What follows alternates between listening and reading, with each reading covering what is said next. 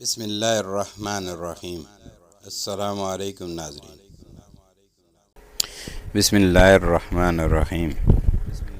جس وقت حضور صلی اللہ علیہ وسلم کی وفات شریف ہو چکی اور آپ کے بعد حضرت ابوبکر صدیق رضی اللہ تعالیٰ عنہ مسند خلافت پر فائز ہو گئے، نیز آپ کے زمانے خلافت میں جبکہ مسلمہ بن قیس کذاب مدعی نبوت اور شجاع الولود بھی قتل ہو چکے اور طلیہ شام کی طرف بھاگ گیا، فتح یمامہ بھی ہو چکی، بنو حنیفہ مار ڈالے گئے، اہل عرب نے آپ کی اطاعت قبول کر لی، تو حضرت ابوبکر صدیق رضی اللہ تعالیٰ عنہ خلیفہ اول نے شام پر لشکر کشی کا ارادہ اور اہل شام سے قتال کا عزم کیا۔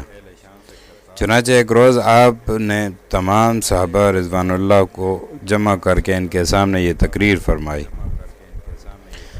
حضرات، خداوند تعالیٰ جل جلالہ آپ لوگوں پر رحم فرمائیں۔ آپ اس بات کو یاد رکھیے کہ اللہ تبارک و تعالیٰ نے آپ کو اسلام جیسی چیز مرحمت فرمائی، امت محمد بنایا، آپ کے ایمان اور یقین کو زیادہ کیا، کامل فتح بخشی۔ چنانچہ خود باری تعالیٰ فرماتے ہیں: میں نے تمہارے دین کو تمہارے لیے کامل کیا، تم پر اپنی تمام نعمتیں پورے کی، اسلام کو تمہارے لیے میں نے دین پسند کیا۔ نیز آپ سمجھیے باری تعالیٰ آپ پر رحم کریں کہ ہمارے آقا جناب رسول اللہ صلی اللہ علیہ وسلم نے شام میں جہاد کرنے کا ارادہ کر لیا تھا اور چاہتا کہ وہاں کوشش اور ہمت سے کام لیا جائے، مگر باری تعالیٰ نے آپ صلی اللہ علیہ وسلم کو اپنے پاس بلا لیا اور آپ کے واسطے اپنی پاس جگہ تجویز کر دی۔ اب آپ لوگوں پر واضح رہنا چاہیے کہ میں ارادہ کر چکا ہوں، میں مسلمانوں کا ایک لشکر مہا ان کے اہل و عیال کے شام کی طرف بھیج دوں۔ رسول اللہ صلی اللہ علیہ وآلہ وسلم قبل از وفات شریف مجھے اس کی خبر دے چکے ہیں۔ آپ صلی اللہ علیہ وسلم نے مجھ سے بائیں الفاظ فرمایا تھا، یعنی مجھے زمین دکھلائی گئی، میں نے مشرق و مغرب کو دیکھا، سو ان قریب جو زمین مجھے دکھلائی گئی وہ میری امت کی ملک میں آ جاوے گی۔ اب تم سب متفق ہو کر مجھے اس کا مشورہ دو کہ تمہاری کیا رائے؟ خداوند تعالیٰ تم پر رحم کریں۔ تقریر ختم ہونے کے بعد سب نے متفق ہو کر جواب دیا کہ یا خلیفہ رسول صلی اللہ علیہ وسلم، ہم آپ کے حکم کے تابع ہیں،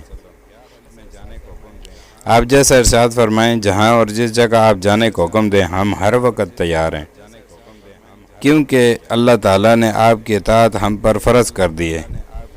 چنانچہ قرآن شریف میں فرماتے ہیں: تم اللہ اور اس کے رسول اور اپنے بادشاہ کی اطاعت کرو۔ یہ جواب سن کر حضرت ابوبکر صدیق رضی اللہ تعالیٰ عنہ بہت خوش ہوئے اور آپ نے ملوک یمن اور امرائے عرب و اہل مکہ معظمہ کے نام ایک ہی مضمون کے چند خطوط لکھے۔ آپ نے تحریر فرمایا: بسم اللہ الرحمن الرحیم، از طرف عبداللہ عتیق بن ابی قحافہ بجانب تمام مسلمانان، السلام علیکم۔ حمد و صلوات کے بعد واضح ہو کہ میں نے شام پر لشکر کشی کا ارادہ کر دیا ہے تاکہ ان کو کفاروں اور نانجاروں کے قبضے سے علیحدہ کر دیا جائے۔ تم میں سے جو شخص جہاد کا ارادہ کرے اسے چاہیے کہ وہ بہت جلد خداوند تعالیٰ کی اطاعت کے لیے تیار ہو جائے۔ اس کے بعد آپ نے یہ آیت شریف تحریر فرمائی: تم ہلکے بھاری یعنی تھوڑا سامان ہو یا زیادہ کیسے ہی ہو، جہاد میں برابر جایا کرو اور اپنے مال اور جانوں کے ساتھ خداوند تعالیٰ کی راہ میں جہاد کیا کرو۔ یہ خطوط آپ نے انس بن مالک خادم رسول صلی اللہ علیہ وسلم کے ہاتھ روانہ فرمائے اور خود جواب اور ان کے آنے کے منتظر ہوئے۔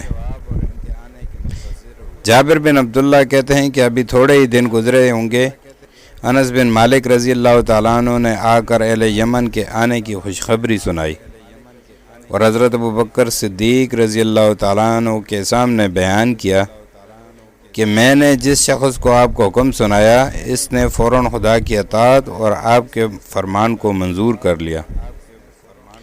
وہ لوگ محاساز و سامان، جنگ و زرہ پوشی آمادہ حضوری خدمت ہو چکے ہیں۔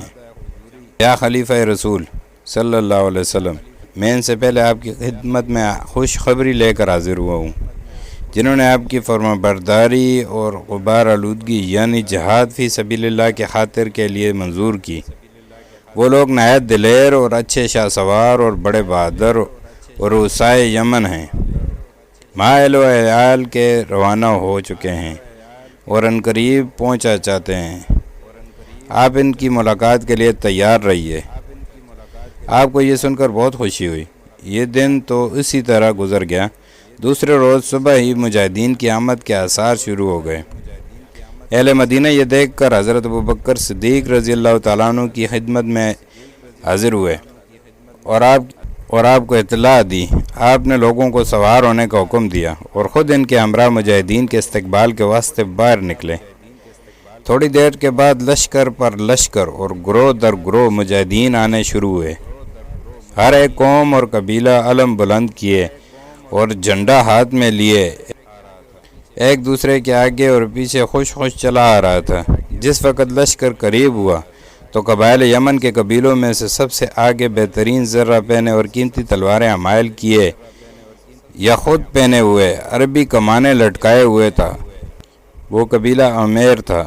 اس قبیلے کا سردار زوال قلعہ الحمیری تھا جو ایک امامہ باندھے ہوئے تھا۔ جس وقت وہ حضرت صدیق رضی اللہ تعالیٰ عنہ کے قریب پہنچا تو آپ کو سلام کر کے اپنی سکونت اور قومیت کا تعارف کرایا اور حسب ذیل اشعار پڑھے۔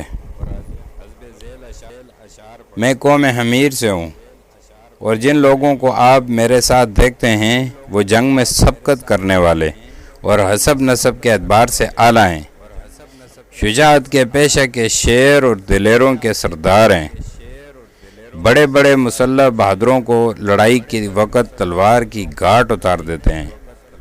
ہماری عادت اور خو ہی لڑائی کی اور ہمت ہی مرنے مارنے کی ہے، اور ان سب عہدیداروں پر ذوالقلعہ ان کا سردار ہے۔ ہمارا لشکر آ چکا اور ملک روم ہماری جوار نگاہ اور شام ہمارا مسکن صلیت کے خواہش کے خلاف ہوگا۔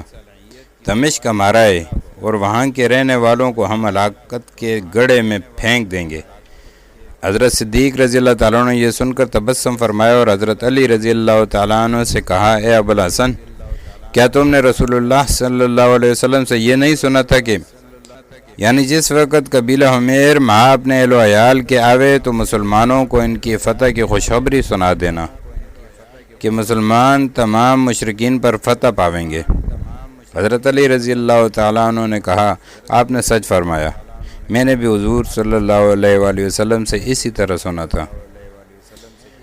حضرت انس رضی اللہ تعالیٰ عنہ کہتے ہیں کہ جب قبیلہ حمیر مع اہل و عیال اور ساز و سامان گزر گیا تو ان کے پیچھے قبیلہ مزعج جو نہایت عمدہ قیمتی گھوڑوں پر سوار باریک نیزہ ہاتھ میں لیے سرکردگی کیس بن حبیرہ المرادی پہنچا۔